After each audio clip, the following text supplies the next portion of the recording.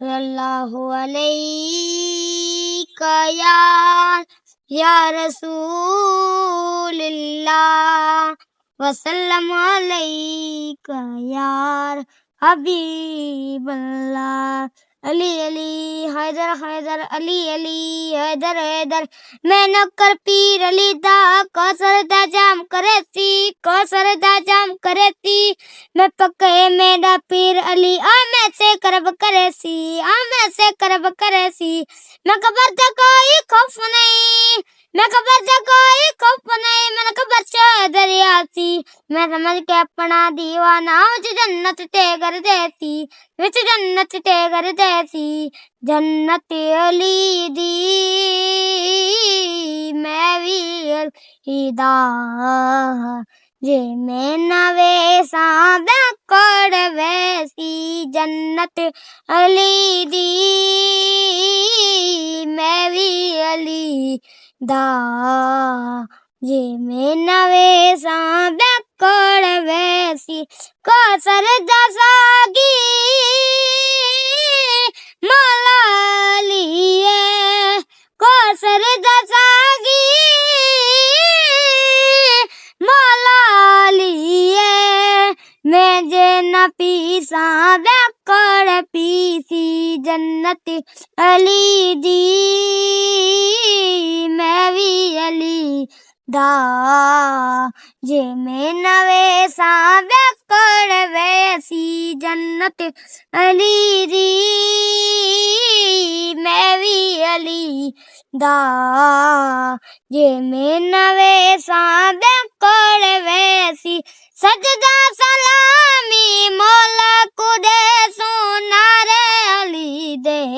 रल के मरे सू सजदा सलामी मौला कुदे सोनारे अली दे रल के मरे सू माशर दे विच वी खुशियां दी महफिल माशर दे विच दी मैं भी अलीदा जे मैं नवे साबे कोड़ वैसी जन्नत अली दी मैं भी अलीदा जे मैं नवे साबे कोड़ वैसी तू तो विलायत भी गल सुन के वागो मुनाफिक मुँह कर वेंदे तू तो विलायत भी गल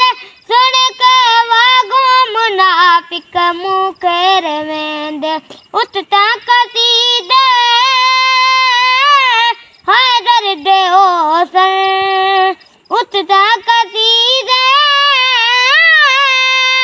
हैदर दे ओसन मैं जे न पढ़सा बैकोड़ पढ़सी जन्नत अली दी मैं भी अलीदा जे मैं नवे सा बैकोड़ वैसी जन्नत अली दी मैं भी अलीदा जे मैं नवे सा बैकोड़ वैसी इत्जाम चैदा गाजी दा परचम सहना सजेदा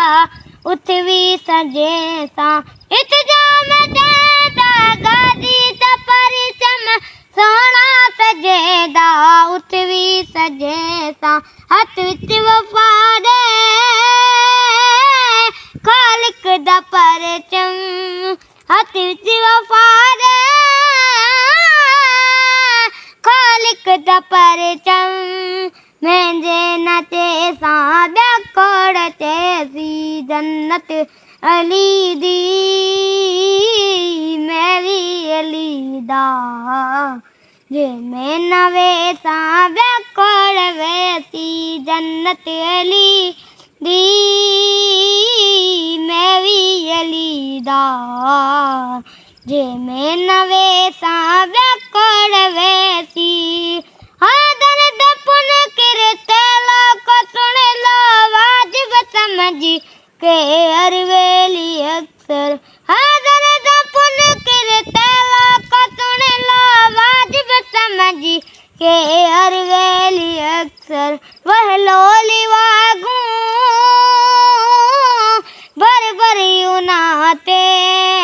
वह लोली वागू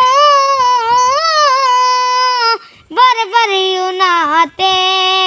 मैं जे न कर सा बेकोड़ करसी जन्नत अली दी मैं भी अली दा